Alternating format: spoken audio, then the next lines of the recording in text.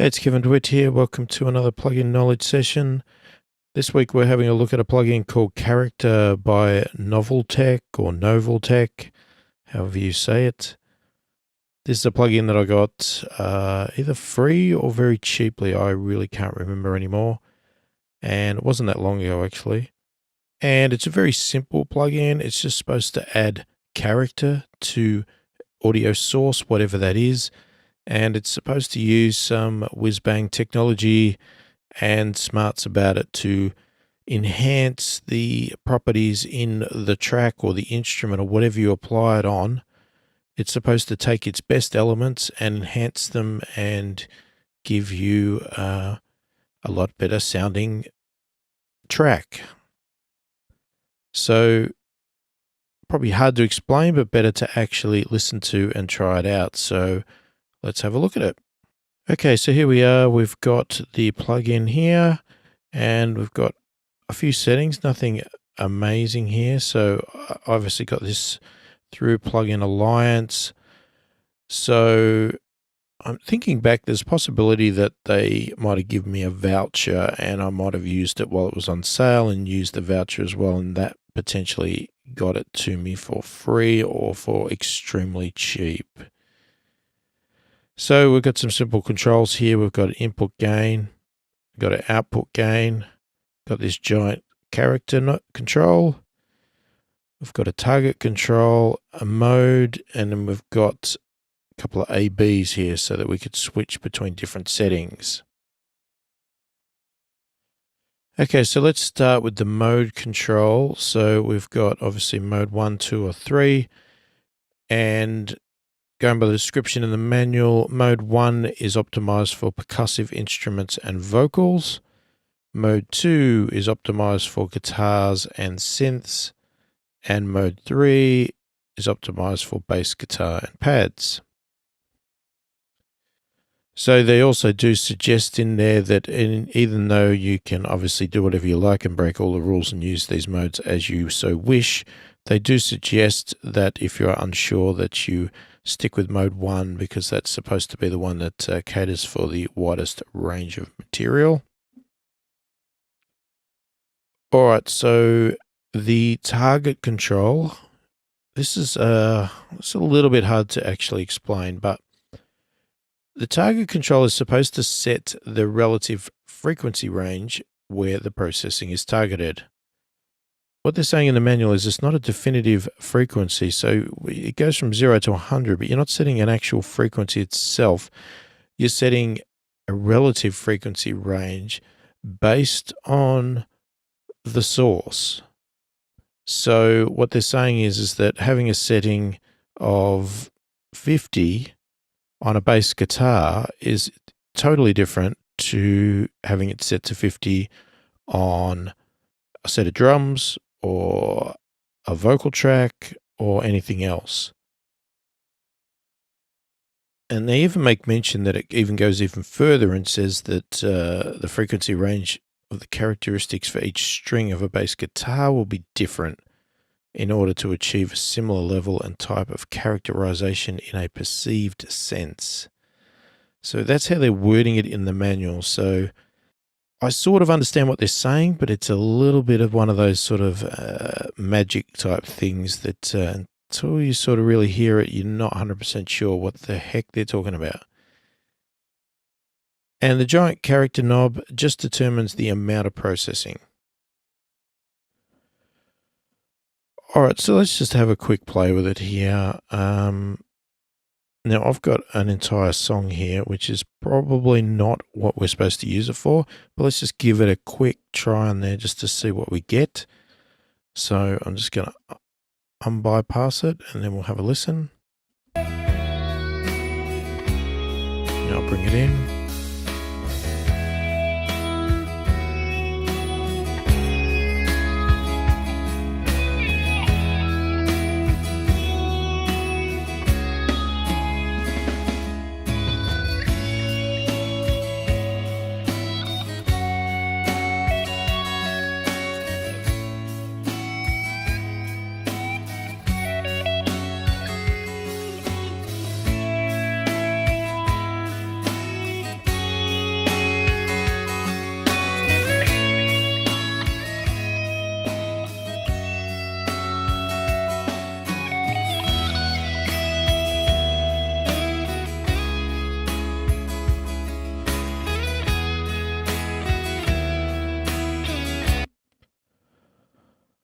Alright, so let's actually use it for what they suggest intended for, and let's chuck it on some instruments here. So let's start with some drums, which will cater for mode 1.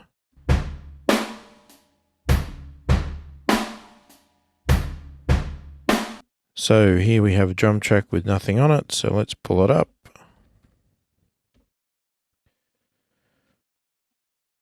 Alright, so we've got it in mode 1, and let's have a little bit of a play.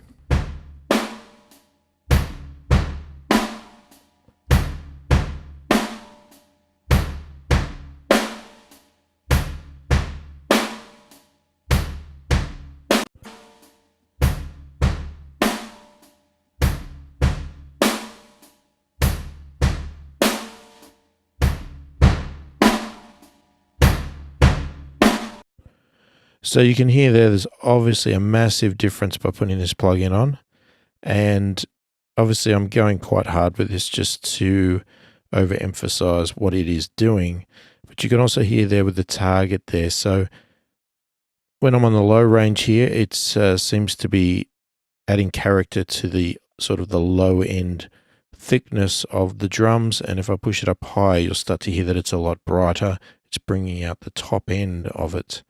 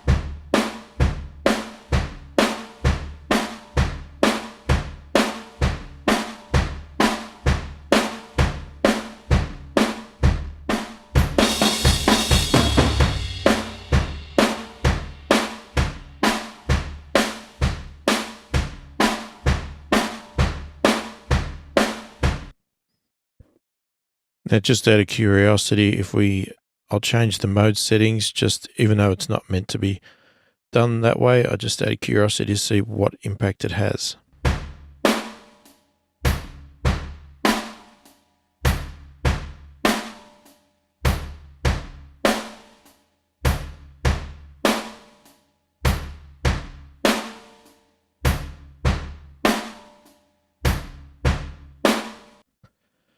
That sounds fairly similar to me, so it must be very subtle.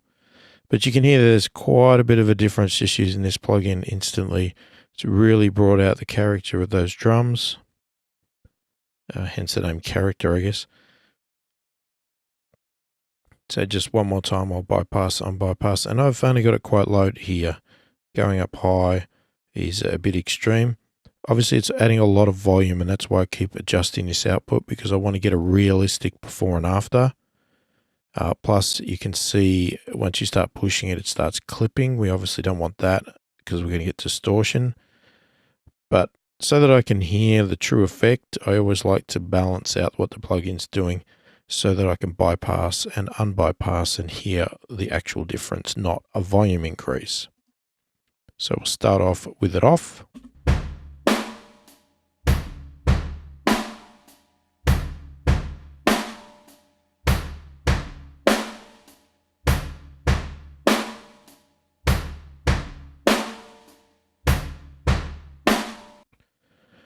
And obviously you're going to change your target to whatever you want to bring out there. So I've made it a tiny bit brighter, but not really in the top end. I've just brought more of the I guess the crack and the clicky sound out of the kick and the snare there a bit, and still added a bit of low end thump as well. So it sounds quite nice there. Let's move over to a guitar track, which is going to be for mode 2. Alright, so I'm just going to play it straight and then I'll bring in the character. So this is what we've got.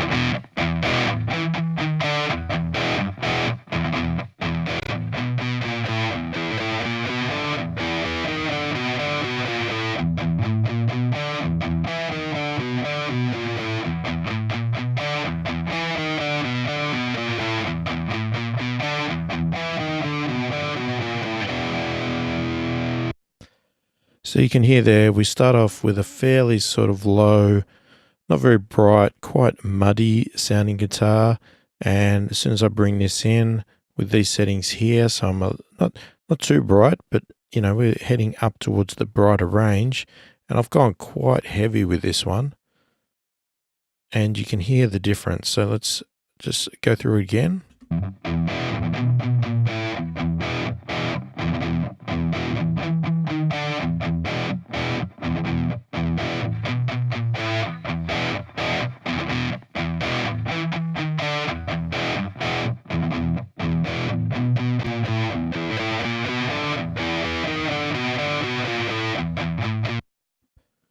So as soon as I hit store, the setting now is in the B channel. So now I can go back to the A channel and I could change the sound so we could compare two different sounds.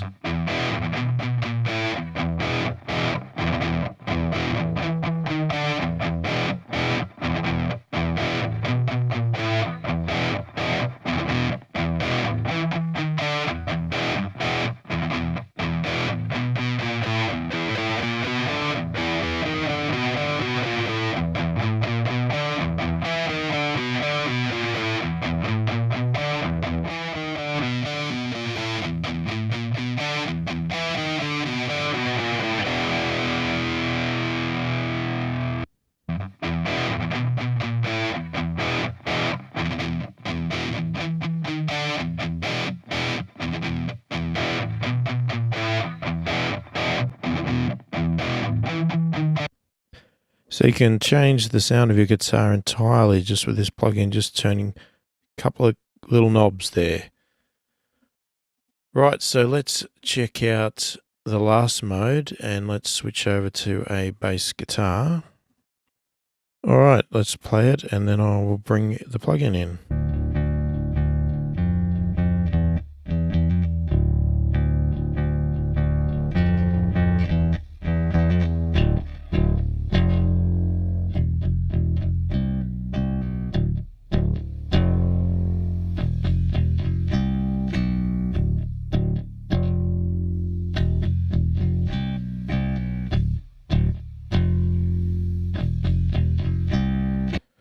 So if you had a bit of a dull bass that you really wanted to get a bit of that pick noise out, or if it was a finger playing, you could bring out a bit of the finger noise by going up at the higher end.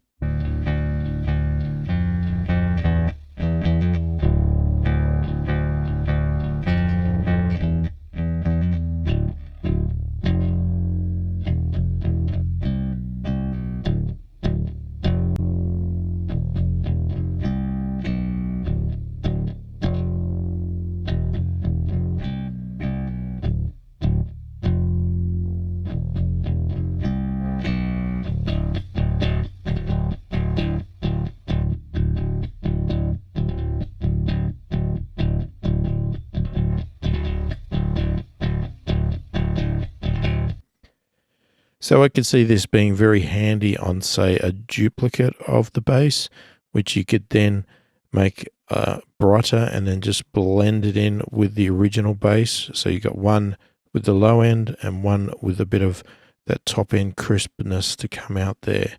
So you can hear there's a big difference again.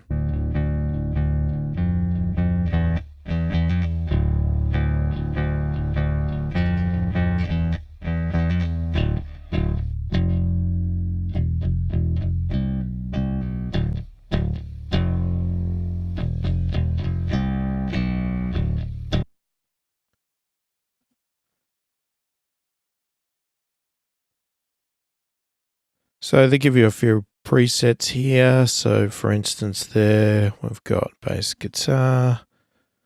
So they've gone pretty heavy with their example there. Mode 3, but top end.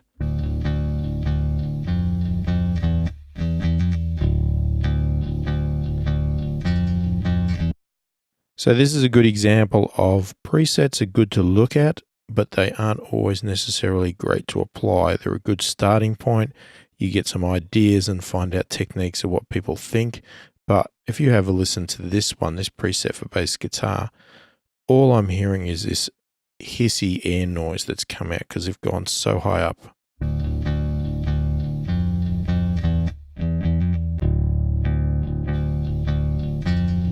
So that's definitely not where I would put it.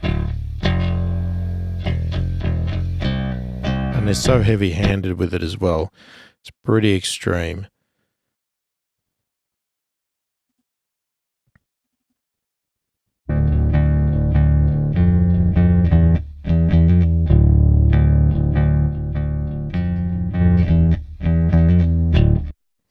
So this one here, it's called bass boost, and literally they have boost. It's just cranking it really loud. So it's hard to actually make a comparison there because it's just done a boost in volume.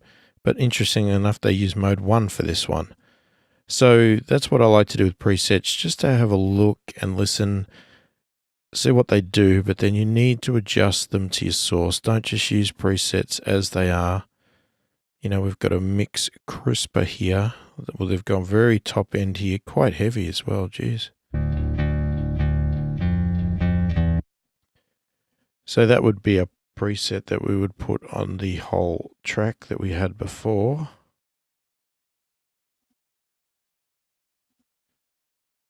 So we could fire that preset up there.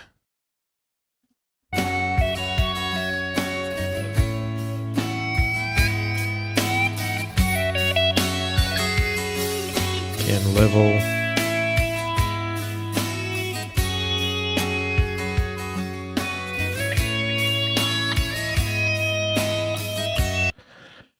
For me, that's just way too extreme. It's just adding so much top end cymbal sizzle and that on there that's just totally unnecessary. But you get the idea. It gives you an idea of it. So, you know, you might like the frequency range that they've picked there, but you might want to just wind this down.